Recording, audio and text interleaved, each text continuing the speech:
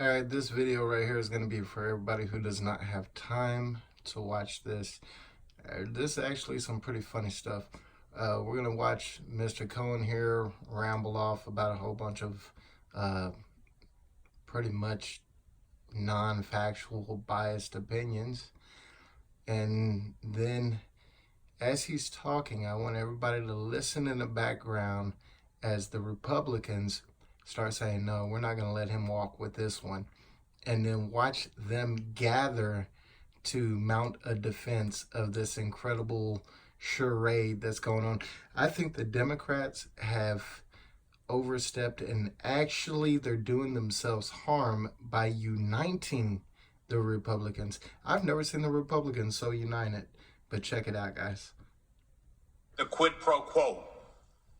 It was about having an investigation announced on CNN, and Which then you'll get the military aid. And Sondland told in Warsaw, one of the Sondland, when asked about it, he also replied he had absolutely no proof, no evidence of any crime. You can go back on YouTube and check it out. President Zelensky, you've got to announce the investigation. It was a strong arm. They did. It's not a strong arm when the Ukrainians didn't even know the aid was withheld. You can't strong arm somebody if they don't know they're being strong armed. And where do we get these people in the loop to testify? They've been asked to testify. The president says no. He won't let them testify because he knows that if they tell the truth, it will hurt his case because they know. Did you guys hear it in the background right there? Can't let them walk with this one. That they held up the military aid. Let me replay it. Testify. The president says no. He won't let them testify because he knows that if they tell the truth, it will hurt his case because they know that they held up the military aid. Can't let them walk with this one. We got them now. That's what the Republicans said. Now check it out. Watch what they do. President Zelensky has no choice.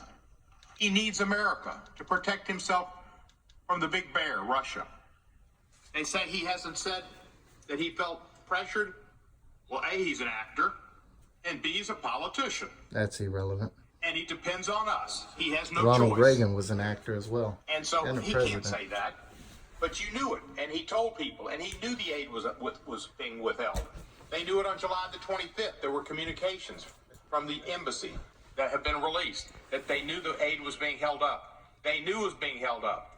There was no reason for President Trump to tell Sondland, no quid pro quo, I don't want anything, except for saying, I want you to testify that I told you this, because he knew that the whistleblower had come asked out him. and blown their cover.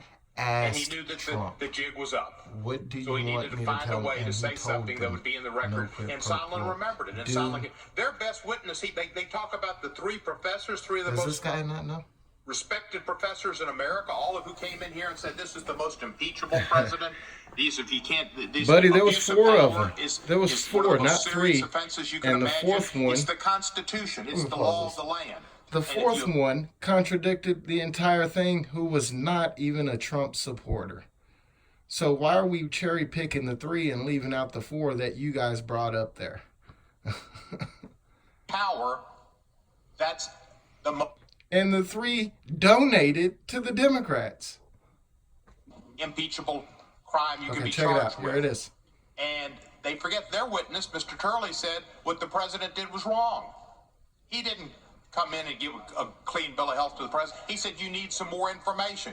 You need some more proof. Not gonna let but him you walk can't get with the this proof one. because the president won't allow his men to testify. One of them's writing a book. Mr. One of them's still an Ratcliffe interim right here. job. The other one's running for senator.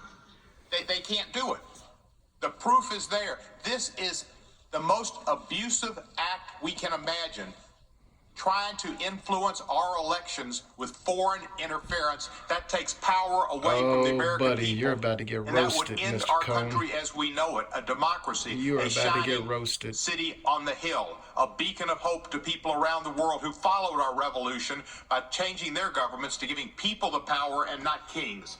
And this is a way to revert back to a king, a man who thinks he can do whatever he wants. If it's Article 2, when Trump said he can do what he wants on Article 2, it was about firing Comey. And he could. And he did. Whatever I want, I'm president. That's not right. That's not the context, and he knows it. That's the crazy thing, is he knows that that's not the context of that conversation. He wasn't saying that he was being a dictator. He was saying that he can fire and hire the ambassadors as he chooses. And Trump was correct in that. He can. He said, I need a favor, though. He was talking about getting dirt on the Bidens. That's an assumption. Joe Biden as his primary political rival. Michael Cohen told us the president doesn't come out and say exactly what he wants. He speaks in code. That's the president's code. Michael Cohen knows it, and Michael Cohen is in prison now. Individual 1 is not in prison because individual 1 could not be indicted because of the Justice Department's policies that say you can't indict a sitting president. But no, the person who should be indicted is Comey and Rod Rosenstein. Comey has 3 felony charges for FISA abuse for filing government documents that were doctored. And Rosenstein filed 1. Therefore, Rosenstein is also facing a felony charge. Rod Rosenstein and Comey should both be in prison with felonies. Who is in prison because he facilitated the payments to Ms. Daniels and the payments to Ms. McDougal. You talk about abuse of power. Abuse of power is having a charitable foundation and taking advantage of the charities and using the money for your own purposes and having to pay a $2 million fine and not being allowed to be on a board ever again because you don't have the character to be over a charitable foundation. Abuse of power is ripping off people at Trump University and paying $25 million. If he wants to talk about charities, I would link anybody. I would challenge anybody to go just do simple research on the Clinton Foundation with Haiti. That was absurd. But check it out. Let's continue. To my time. Gentleman yields back. For what purposes Mr. Klein seek recognition? Move to strike the last word. Gentleman is recognized. Thank you, Mr. Chairman. I'm not going to go into why I don't see any of the remarks from the gentleman from Tennessee in these articles of impeachment, but I do want to say I'm a little incredulous. As a prosecutor, I'm just so amazed at what the majority are calling facts. They keep talking about the facts and the evidence. Well, their evidence is in dispute because it's based on hearsay, opinion, and speculation. These are not facts. This is testimony about what somebody thought or what somebody concluded from acts taken by members of the administration. The charge is abuse of power, but what the majority is really upset about is the fact that the president and the administration is exercising its power under the Constitution. Its authorized powers, for example, the president's authority to set foreign policy and fire, for example, an ambassador is not a smear on an official. It's the use of Article 2, Section 2 of the Constitution. The president is authorized by statute to put a stop on the distribution of funds. The president is instructed in the NDAA to ask for and monitor investigations into corruption. So if Trump didn't stop the aid, then the Democrats would be charging the exact same thing because Trump had to stop the aid. Trump had to. Ukraine. When you talk about direct testimony from individuals like Lieutenant Colonel Vindman and Mr. Morrison, you have the fact that they were on the call, and the transcript speaks for itself, but you have opinions and conclusions after that. And when it comes to actual testimony that hasn't been heard, it just shows that the majority really doesn't have any interest in getting to the bottom of this question, because if they did care about actually finding out facts, they would be calling Mr. Yermak back into this committee. They would be delaying this process, because what we have read from this article in Time magazine is incredible and exculpatory and, quite frankly, a bombshell. When you have specific rejection of claims made by Ambassador Sondland that he was told the aid to Ukraine would not be released unless investigations were launched, why is he not in here? When asked if he thought there was a connection between the aid and the investigations, Yermak stated, "We never had that feeling." He added that we... Or better yet, why are the Democrats wanting to bring up a phone call at a dinner table and not quote the person on the phone, but go off of this David guy who overheard the phone call? That's absurd. And if anybody's tried it, they even tried it on live television. If your phone's not on speakerphone, you're not going to hear the other person. Understanding that the aid had been frozen, we honestly said, okay, that's bad, what's going on here? We were told they would figure it out, and after a certain amount of time, the aid was unfrozen. We didn't have the feeling that this aid was connected to any one specific issue. If you ignored this evidence and you were in a court case, you would lose your law license for allowing a case to go forward without this exculpatory evidence being provided to the defense. It is just so ridiculous to me that we are not taking time to look further into this. And with that, I want to yield to Mr. Collins, the ranking member. Thank you, Mr. Klein. Well, I appreciate so much the gentleman from Tennessee. He just answered a ton of questions for me about his understanding of props in theatrics, by his study of drama in his higher education, because now we understand a lot of things. But also, we have another thing. Folks who study drama also understand you read the lines. They can read the transcript. Quit saying, "I want you to do me a favor." It's not in the transcript. It must be hard to read. I guess me and us gets confused when you're trying to make up facts. That's what's happening here. But he also just proved my point why Mr. Jordan's article is actually, the amendment is actually good, because it's what I have said all along. The moment I saw that they decided to use abuse of power, what they did is they gave their whole conference carte blanche to make up anything they want and call it abuse of power, because they don't have anything else to give. They don't have actual crime that they can add up. If they did, was portrayed from the gentleman from Maryland and so many others. If you had the crime, if you had it, you were longing to put it, you'd have put it in the articles. You didn't do it. But then the last thing that is amazing to me, and the gentleman from Tennessee said it, he called Mr. Zelensky a politician and an actor in a derisive way, basically implying politicians lie. Well, we've seen that this morning, even in just what they're talking about, how they can't even read a transcript, and that he's an actor. It's amazing to me how we on this committee are degrading Mr. Zelensky in the eyes of his country and in the world, because we can't make a case against this president. This is the tragedy of this impeachment right now, is they're trying to degenerate because they can't make the fact that he felt pressured. That is the critical element of their case. I yield back to Mr. Klein. Unanimous consent request. Who yields back? Who's seeking recognition? Unanimous consent Who request. is seeking recognition for unanimous consent request? The general will say is unanimous consent. I would like unanimous request to introduce the editorial from the USA Today that called for the impeachment of the president, from the USA Los Angeles Today. Times, from the Philadelphia Inquirer, and from the Boston Globe. Object. Objection. I want to read it. Objection is heard. I'd love for him to read them. Who else seeks It recognition? proves that I can read. Transcripts undoubtedly are not be able to Who read. seeks recognition? Does anyone else seek recognition on this amendment? Proves that What I can purpose read. does Mr. Stubbe seek recognition? Move to strike last word, Mr. Chair. Gentleman is recognized. The fact that members of this committee would insinuate that Ukrainians died at the hand of Russians because they didn't get aid is absolutely ridiculous.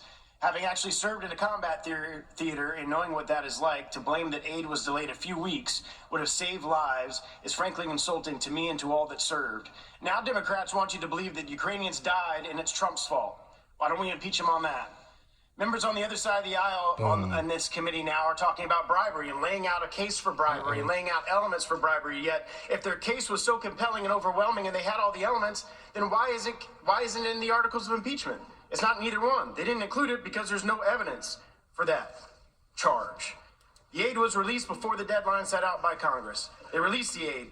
The Ukrainians didn't start any investigations. They also got a meeting with President Trump.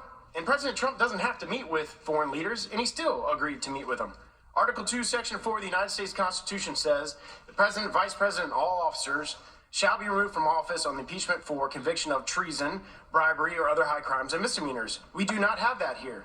In every impeachment, Congress has interpreted this section to mean that the President has committed an actual criminal act, one that is outlined in a criminal statute. For example, Nixon, he was accused of a criminal act. Bill Clinton, 3. These were crimes that, if not tried in the House of Representatives, could have been tried in the criminal court. This standard of criminality provides clarity, and as one witness who testified before this committee, Mr. Turley, explained, although criminality is not required, clarity is necessary. That comes from a complete and comprehensive record that eliminates exculpatory motivations or explanations. But throughout this investigation, the Democrats couldn't seem to find any criminal act on the part of the president. So instead of relying on historical precedent of criminality, they decided to impeach him for abuse of power, a vague phrase that appears nowhere in the Constitution when discussing impeachment. It has no basis in fact or in evidence, but rather is deeply rooted in personal opinion and perception. Mr. Turley also explained the implications of this occurrence. Quote, "We have never impeached a president solely or even largely on the basis of a non-criminal abuse of power allegation. There is good reason for that unbroken record. Abuses of power tend to be even less defined and more debatable as a basis for impeachment than some of the crimes already mentioned." He went on to say that the principal problem with proving an abuse of power theory is the lack of direct evidence due to the failure to compel key witnesses to testify or production of key documents. Now let's talk about the direct evidence that they have. There is none. The only person who would have firsthand knowledge of the quid pro quo, bribery, extortion, or whatever buzzword the Democrats want to trot out next is President Zelensky, who has categorically denied any such agreement or pressure. Herein lies the issue with hinging your entire impeachment on a non-criminal abuse of power allegation. The facts don't support your claims. So let's review. Never in the history of the United States has a president been impeached solely or largely on the basis of abuse of power. Every president who has been impeached for criminal acts. Democrats found no evidence of criminal misconduct on the part of the president. The Democrats have even failed to even prove a non-criminal standard for abuse of power and have relied on hearsay and conjecture. What the Democrats are trying to do here is pull the wool over the eyes of the American people and make them think that wrongdoing has occurred where there is none. By using fancy rhetoric and flowery language, they think that they can convince a nation of their ill-conceived ideas. Don't fall for it, America. I yield the remainder of my time to Mr. Jordan. I thank the gentleman for yielding. If the Democrats are going to take some of Sondland, you got to take all of Sondland. There we go. You're going to mention him 611 times in your report. If you're going to build your case around the guy who presumed there was a quid pro quo, the guy who had to file an addendum to his deposition, if you're going to do all that, you can't ignore the direct conversation he had with the President of the United States, where he asked him, Mr. President, what do you want from Ukraine? What did the President say? Interesting, Mr. Sondland left this out of his opening statement, his 20-some page opening statement. What do you want from Ukraine? What did the President say? I want nothing. I want no quid pro quo. I want him to do what he said. I want him to do what he ran on. You can't ignore that. The one piece of direct evidence, you want all this presumption, you want all this addendum. If you're going to take some of Sondland, you got to take all of it. I yield back. I yield to Mr. She's Stuckey. just on the phone over here. I yield to Mr. Gates. She is a Democrat, by the way. I have 30 seconds. 30 seconds. 30 seconds. I have 30 seconds left before they cut the clock. The gentleman proceed. I yield to Mr. Gates. I thank the gentleman for yielding. I just think the gentleman from Tennessee, Mr. Cohen's debate on the last subject really shows what we're dealing with. This is not a rifle shot impeachment with facts and evidence. This is birdshot. I mean, he talked about everything from, the campaign finance concerns to Trump University, concerns about charities. This is like pin the tail on your favorite impeachment theory because they don't have evidence for any one single thing to impeach the president for. I yield back. Gentleman yields back. What purpose does